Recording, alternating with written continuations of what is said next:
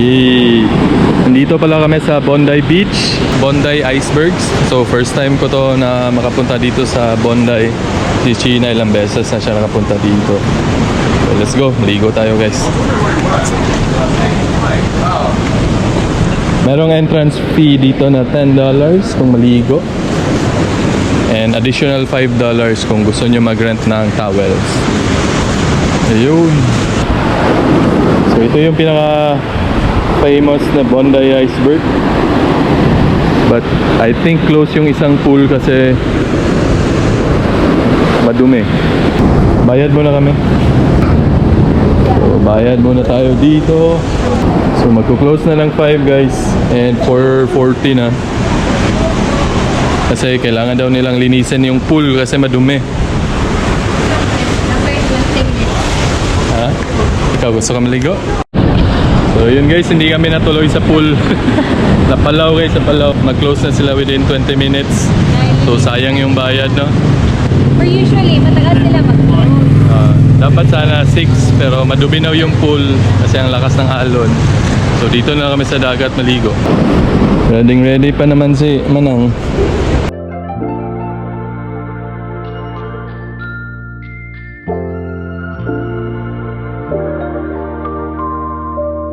Daming tao guys, oh. Kahit dito sa may grass area, ang daming tao, nagsa-sunbathing lang. Lang init. Naghanap kami ng walang... Kaya dapat doon kami dito kasi tayo. mainit. Diyan, sa baba. Okay, daming nagsa-sunbathing doon. So, first time namin na maligo talaga dito sa Bondi. Kung maliligo kami ngayon. We'll see. Kasi ang init. Grabe, ang init.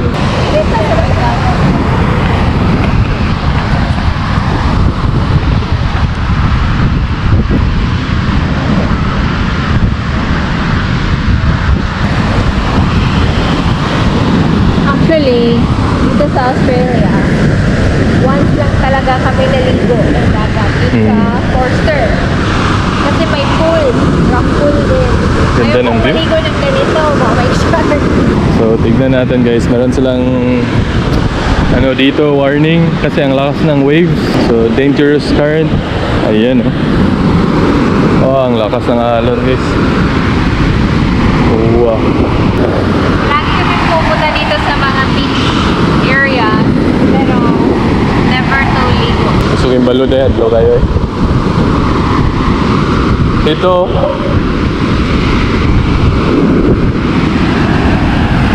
Kursunada si Inday. First time natin masubsob yung paa natin dito sa Bondi. No? Weh! Ang lamig ng tubig guys. Sobrang init na panahon. Pero ang lamig ng tubig. Sabi, ang lakas ng alon guys. Kahit konting alon lang dito, pwede ka na mahila. Kaya pala, delikado talaga dito. Kapag ako makamay. Oh, mabira rin. Bira Kasi kayo. yung mga sharks dito guys, kahit ganyan lang, nandyan yan sila. Or di ko alam po ang Bondi, meron sila yung net doon. Kasi di ba marami nagsusurf dito. Yung waves lang, delikado na. Plus yung shark pa. Yun na yung tao na nandun. Oh, ala! Nahinampak! Buguya. So, mag-ikot-ikot lang tayo dito guys. Tignan natin kung may pwesto na pwedeng maligo. Kasi ang lakas ng alon dito.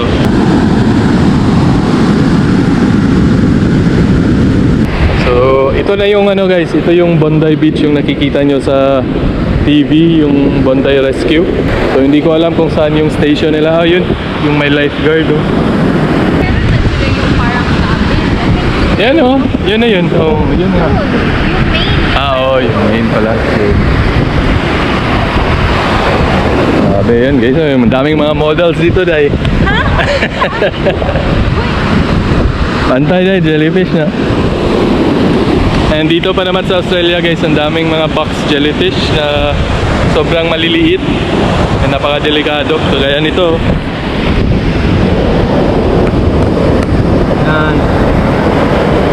Yan siya. Model. Model. Oh, grabe. Right.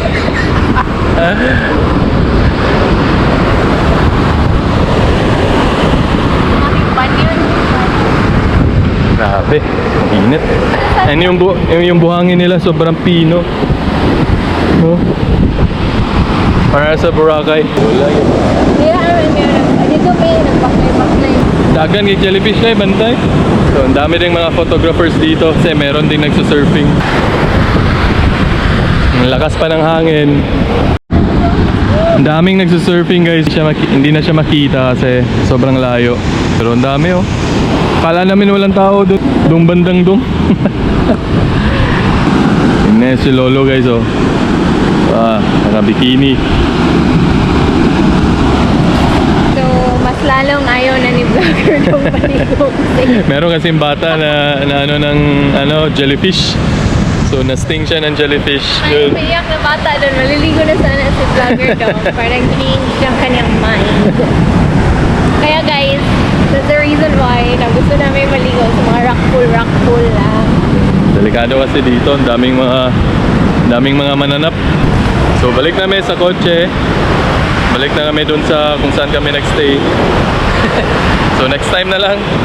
Ang lakas Punta na lang kami, punta na lang kami sa Chinatown. or sa George Street. Hanap namin ng kain. Pahinga lang kami saglit. Kasi for sure, traffic na to dito sa Sydney. Kasi peak hours na, 5 o'clock na. Oh, may lifeguard guys oh. Merong lifeguard. Bawal na maligo na sa beach. Close to the shore daw. Yan na yung lifeguard oh. Oh. Jellyfish eh. Sabi. So yun, sabi ni Kois bawal na daw maligo dun sa malayo. Dito na lang daw sa may malapit sa buhangin. Nasa naman si Kois, ang daming natitigas ang ulo. Dami kasing nalulunod dito sa Bondi. I think every year merong na 5 to 8 people. Dahil nandito sa dagat nila. Lakas ng alon. Yun, merong surfer last month ata. Merong surfer na namatay guys. Kinain ng pating. Finding doon na last year na ilan.